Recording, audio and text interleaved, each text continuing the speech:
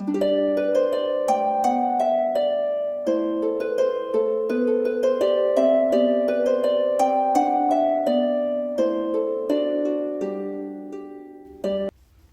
friends, and welcome back to my channel, or welcome if you're new here.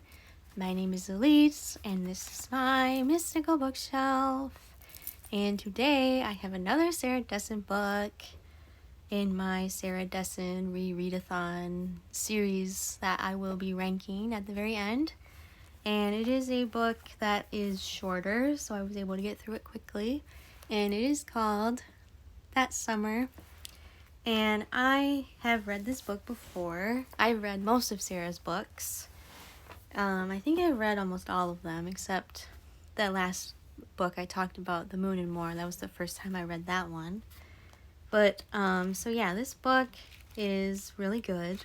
I gave it 5 stars.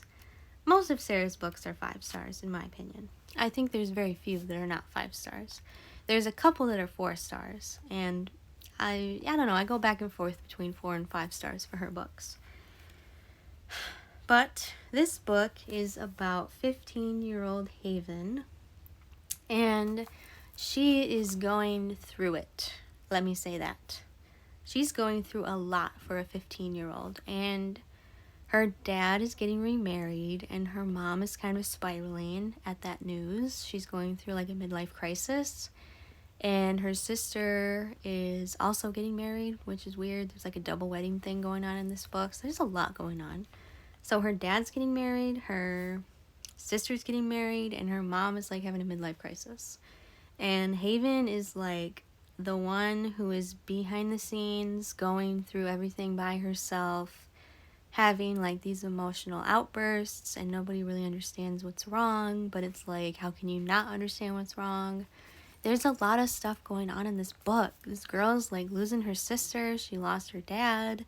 And now her mom is having like a tizzy about everything that's going on because her dad married a much younger woman named Lorna. And Lorna is the weather girl at the news channel that her dad works for. So that was like a big scandal. So like her dad cheated on her mom with Lorna at the studio, and then announced it at the studio that they were getting married. And then it was like, what is going on? This is crazy. This is madness. I can't believe they're doing this on daytime news television. I don't know. That made me gag a little bit. Like, seriously, that's so cringy. But, so this book's crazy. I love it so much, though. And then the title is also a really nice play on words, because it's called That Summer, but then one of the boyfriends of her sister's name is Ashley, and Ashley is getting married to a guy named Lewis, and they've been together for a while, and he is very straight-laced. He is very, like, a type A type of man, I think. Like, he's not loosey-goosey whatsoever. He's very to the book. I think he goes to church. Pretty sure he goes to church. He seems like a good man of God, and I think Haven is a little taken aback by how stuffy he seems, but I think he's really sweet. And I think she's also taken aback by how he's changing Ashley, because I think Ashley was always this wildflower, like wild girl, like I'm gonna do what I want, when I want, and what I want, and all that stuff. And then she's kind of like, Ashley is evolving into, I would say, a woman of God, and dare I say, trying to match Lewis and his vibe. And she is trying to become the wife that he needs. And I think that's very mature and a very nice take. And I don't know if everybody's going to read it like that, but that's how I read it, through my lens of how I read my books. And I think Haven's taken aback because she's so used to her sister being carefree and wildflower and stuff like that. And it's almost like Haven is seeing a part of her sister that she didn't know existed. And she's kind of, I don't think she likes it very much. But I don't think she's mature enough to understand what's going on, is all I'm trying to say. Because she's 15, and sometimes when you're 15, you just don't understand anything.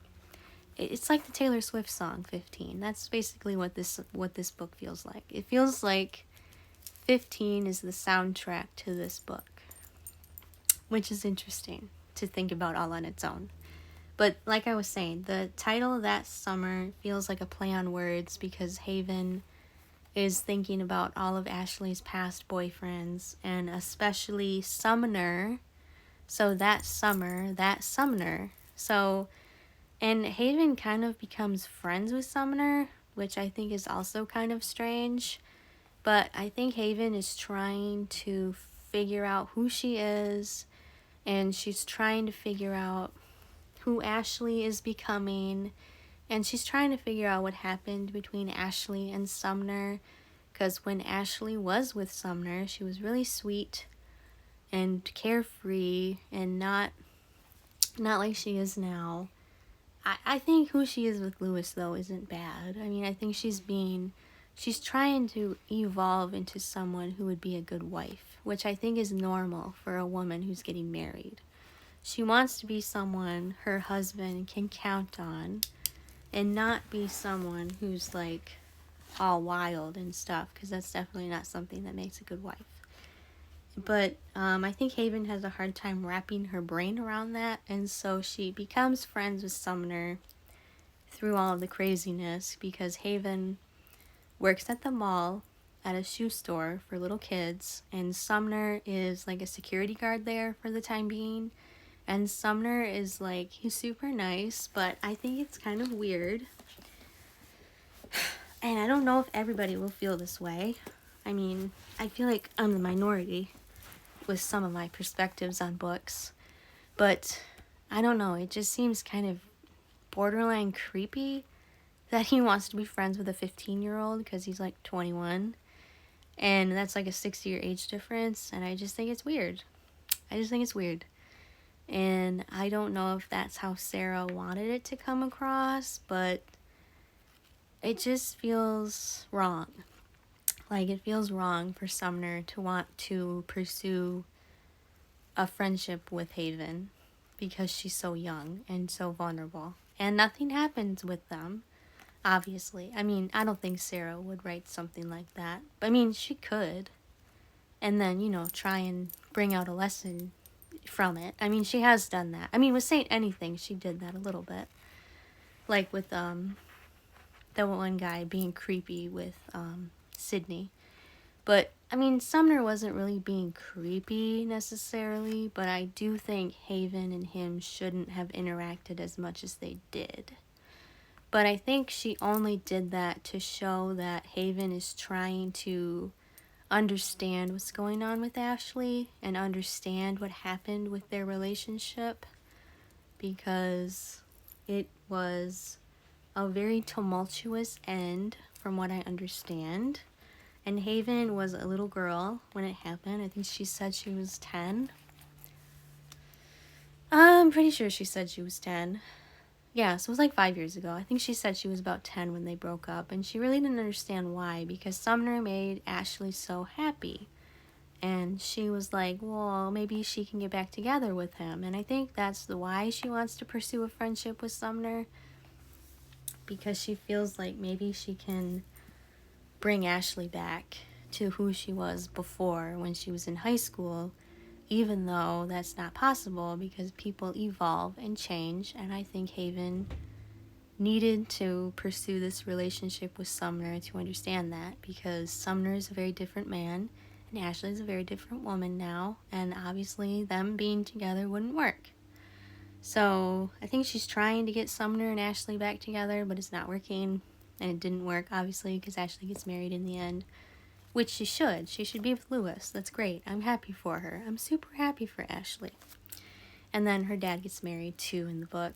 But the main proponent of this Sarah Dessen book is the dynamic between Ashley and Haven. And Haven is very insecure 15-year-old right now. And she's having all these emotional outbursts, probably because she's changing.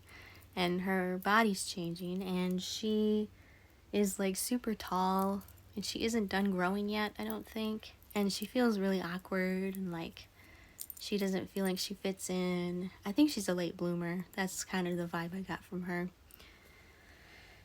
And she's just like, she feels very confused. Like, she doesn't understand what's going on right now. And I totally feel for her. And, like, her mom isn't really hearing her out a lot. She's kind of in her own world because she's, like, in this midlife crisis because her ex-husband is getting married to someone who's, like, 10 years younger than her, which is kind of creepy in itself. Because I think Lorna's 26, and I can't even imagine how old her dad is. I don't remember. He's probably in his 40s. So it's like someone who's like 20 years younger. I think her mom's not 40 yet, I don't think. I think she's 35. So her dad's probably like 42.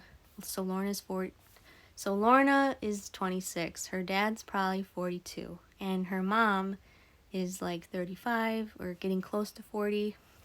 So it's a lot of weird, like, finding yourself dynamics in this book. And I found this book at Goodwill, I think, and it was interesting reading it because whoever read it before me had highlighted certain parts in the book, like certain quotes. So I thought that was kind of cool because one of the quotes this person highlighted, whoever had read it before me, their first quote they highlighted was, "Pepper, ma'am." And "Oh no," I said, "I'm fine. You look like you need some. Trust me." 2 twists and a small shower of pepper fell over my food. I looked up at the person holding the grinder and almost fell out of my chair. It was Sumner.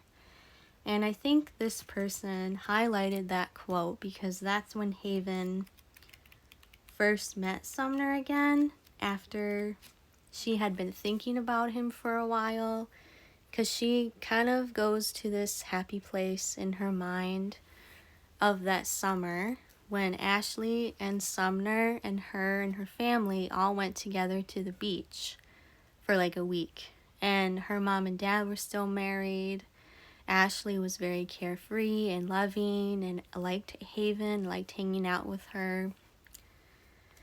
And Sumner was in the mix of it all, being the boyfriend, being the rallying guy, being awesome, from what Haven remembers. And so that quote is like the first kickoff into Haven's journey of unraveling what happened between Sumner and Ashley that summer, because they broke up after that beach trip, that week beach trip. They broke up, and she thought Ashley broke up with him, but really that's not the case, because Haven was so young, she didn't realize what had happened, and she didn't understand what happened. But at the very end, and this is a spoiler, so if you haven't read this book, I suggest stopping the video at this point and going to read it, because what I'm about to say is very, like, whoa, earth-shattering. But she realizes that Sumner had cheated on Ashley, and that's why they broke up. And Haven had no idea that had happened. And the person had also highlighted that quote when the moment came when Haven realized that Sumner is not who she thought he was. Because I think Haven had held Sumner on this pedestal because she wanted to get Ashley and him back together. But really, Ashley was like, "No, Sumner's not who you thought he was. I wasn't the one who broke up with him for no reason. I had broken up with him for a reason.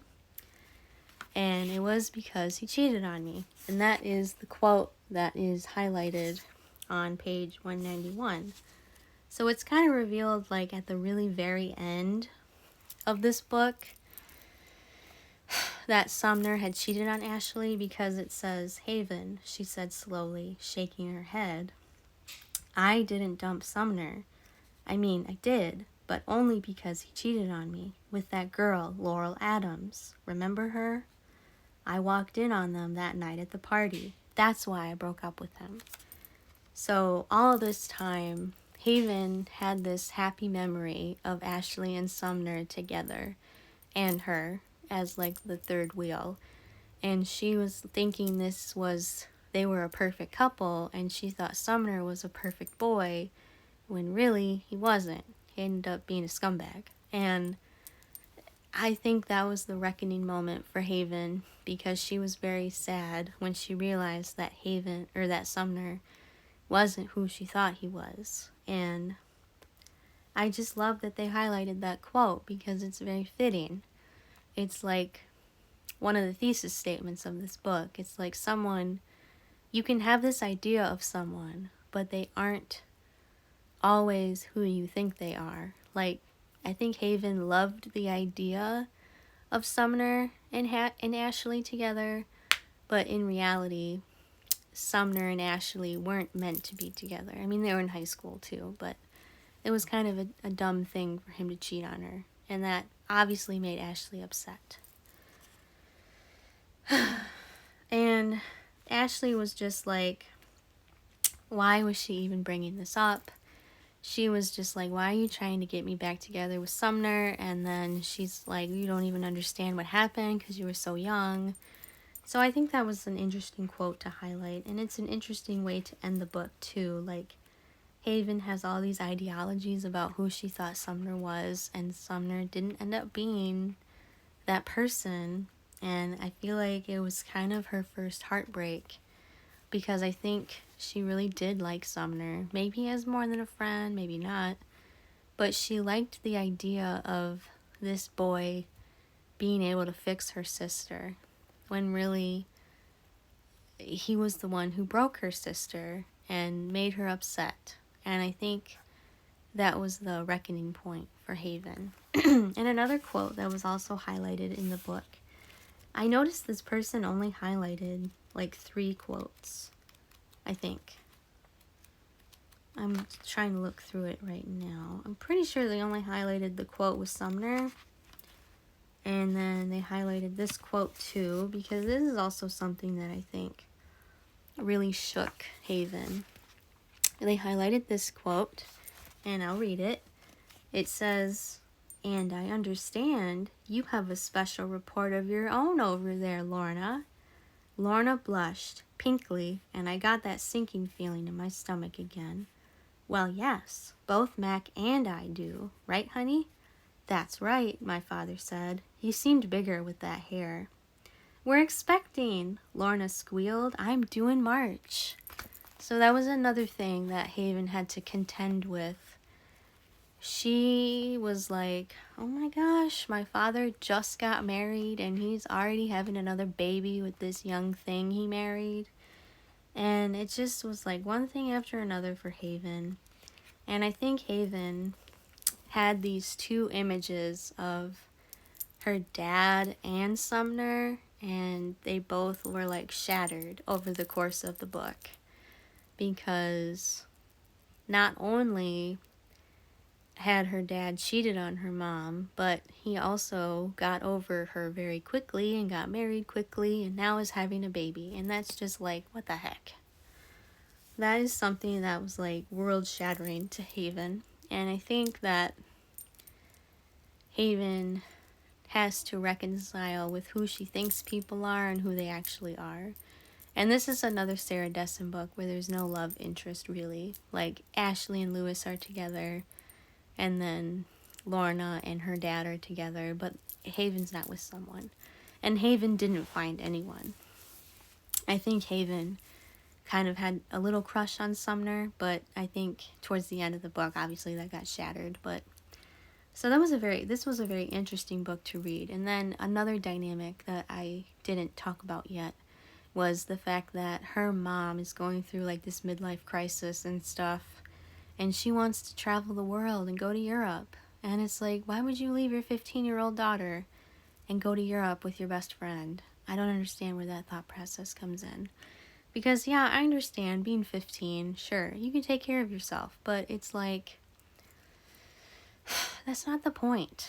I think the point is that Haven needs her mom, and her mom is like sticking her head in the sand and like going through her own problems. And it was just very sad to watch, because Haven obviously didn't want her mom to go to Europe, but she didn't want to hold her back either, which I thought was kind of weird. It was like Haven had to be the parent in this book.